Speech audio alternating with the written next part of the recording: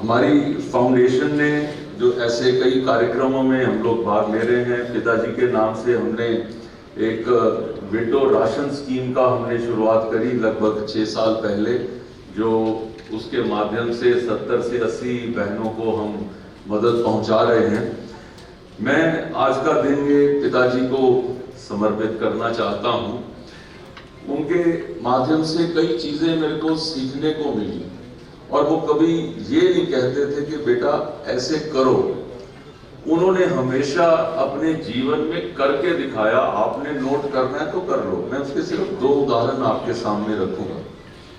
1965-1971 का जंग, क्योंकि अमृतसर में रहते थे हम, तो बड़ा क्लोजली वहां पर देखने का मौका मिलता था। उस समय ऐसा माहौल था कि लोग अमृतसर से शिफ्ट करके दिल्ली तक चले गए थे, क्योंकि ये जो परिस्थितियां कैसी भी बन सकती हैं जंग के अंदर। लेकिन मेरे को इतना ध्यान है कि पिताजी सामान इकट्ठा करके और वो बाघा बॉर्डर के ऊपर वहां पर लेकर जाते थे, अपनी एक टोली को लेकर जाते थे और बंकर्स के अंदर घुस के वो जहां पर उस समय जो सिपाही लोग वहां पर बैठे होते थे, देश की रक्षा कर रहे होते थे, कभी उनके लिए खाना लेकर जाते थे, कभी उनके लिए जल लेकर जाते थे। और मुझे ध्यान आता है कि मेरे दादी उस समय मेरे कहते होते थे कि पता नहीं इन्हों बलराम नूं की हो गया, लोकी इत्थों भज रहे गया ते ये जाके उत्थे अपने जीवन नूं जोखिम च डाल के उत्थे जिहड़ा बॉर्डर दे उत्ते बैठा है। सो मदर्स का सोचना एक वैसे ही होता है। लेकिन उसके साथ ही मेरे को ध्यान आया जब कोविड, चंडीगढ़ के अंदर जब कोविड के जब समस्या आई तो एडमिनिस्ट्रेशन ने एक इश्तिहार दिया कि कौन सी संस्था है जो आगे आकर कोविड केयर सेंटर चला सकती है। तो उस समय जो सेंटर चलाना क्या कि जो कोविड किसी को हो जाता था तो घर में भी उसको एक साइड पे बिठा देते थे, दूसरे कमरे के अंदर डाल देते थे कि कहीं हमें भी ना हो जाए। तो मैंने उसी समय वो जो एप्लीकेशन थी, I think within 1 hour of that ad, मैंने भी एप्लीकेशन उसके अंदर फाइल कर दी कि हमारी संस्था जो है वो कोविड केयर सेंटर चलाएगी। अब मेरे को खुद नहीं समझ आया कि ये कैसे सारा हो गया। जब मैं घर आया तो मेरे माताजी ने मुझे कहा कि तू भी अपने प्यो ते ही गया है। मैं कहा जी हम प्यो ते ही जाना सीगा।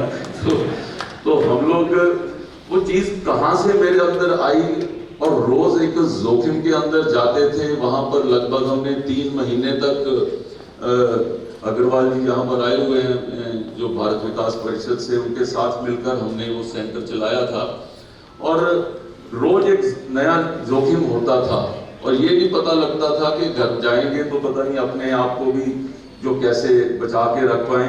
तो माताजी ने मेरे को भी घर में एक बाहर का कमरा दे दिया था कि छोटे बच्चे गया तू घर के अंदर नहीं आना, तू इस कमरे से रहना। सो एक ये चीज कहां से सीखी पिताजी से और कहां से हम लोग उसमें आ गए।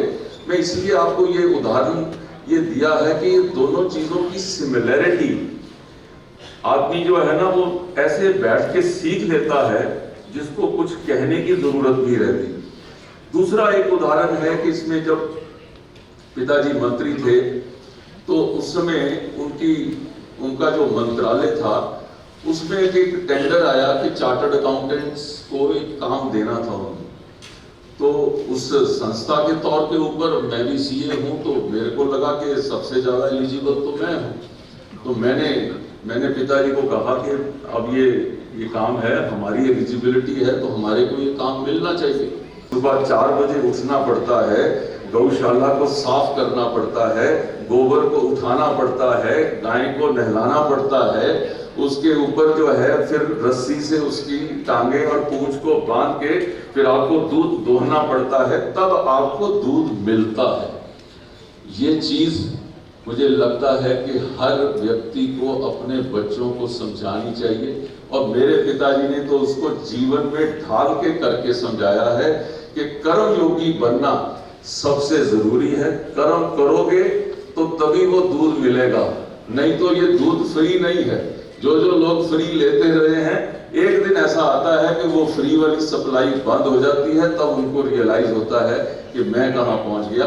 इसी माध्यम से मैं सोचता हूं कि आप सब भी जो इस कहानी से कुछ सीख कर हम लोग सब लोग आगे बढ़ें। और आज के इस दिवस पे मैं जहां अपने पिताजी को श्रद्धा के सुमन अर्पित करता हूं, एक बार पुनः मैं डॉक्टर सुधांशु जी का यहाँ पर अभिनंदन करता हूं। बहुत बहुत धन्यवाद, आप सबका बहुत बहुत धन्यवाद।